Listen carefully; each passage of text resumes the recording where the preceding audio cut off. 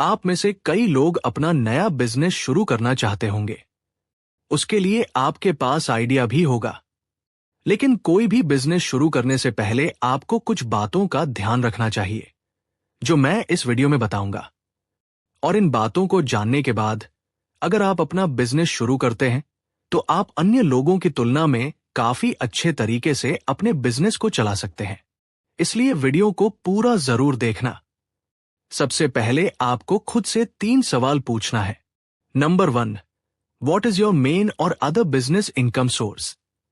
आपको यह सवाल खुद से पूछना है कि आपके बिजनेस के इनकम सोर्स क्या है और कितने हैं, और क्या यह बिजनेस प्रॉफिट निकाल कर देगा या नहीं।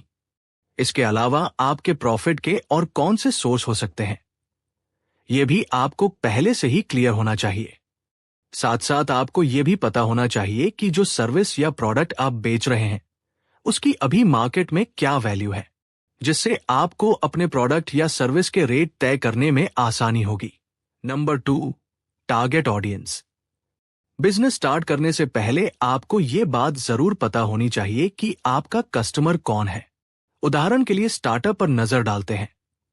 ज़ोमैटो, स्विगी, उबर जैसे बिजनेस टियर 1 और टियर 2 के शहरों में अपनी सर्विस देते हैं, जबकि ड्रीम 11 और मीशो जैसे स्टार्टअप टियर 3 सिटी में अपनी सर्विस देते हैं। इन कंपनियों को पता होता है कि उनके कस्टमर कौन है, किस शहर में रहते हैं और कितना खर्च कर सकते हैं। इसीलिए आपको भी बिजनेस शुरू करने से पहले यह जानना है कि आपका प्रोडक्ट या सर्विस खरीदने वाले लोग कहाँ रहते हैं, उनकी लाइफस्टाइल क्या है, और जैसा प्रोडक्ट या सर्विस आप बेच रहे हैं उसके लिए वे कितनी कीमत चुकाने की क्षमता रखते हैं। ऐसा करने से आप अपने कस्टमर को अच्छे से जान सकेंगे और उसी हिसाब से आप अपने प्रोडक्ट या सर्विस को डिजाइन कर सकते हैं, जिससे आपके बिजनेस को ही फायदा होगा। चलिए अब आते हैं तीसरी बात पर, how much risk I can afford. एक सफल बिजनेस में रिस्क तो होता है, लेकिन वह कैलकुलेटेड रिस्क होता है। आपको अपने बिजनेस में उतना ही इन्वेस्ट करना है जितने का लॉस आप सह सकते हो। आपको इमोशन में आकर या किसी की बातों में आकर बिजनेस में पैसे नहीं लगाने हैं, बल्कि अपने बिजनेस के खर्च और अपनी सेविंग को कैलकुलेट करके रिस्क लेना है। कैलकुलेटेड रिस्क को इन्वेस्टमेंट कहा जाता है और अनकैलकुलेटेड रिस्क को गैम्बलिंग कहा जाता है। इसलिए हमेशा कैलकुलेटेड रिस्क ही लें।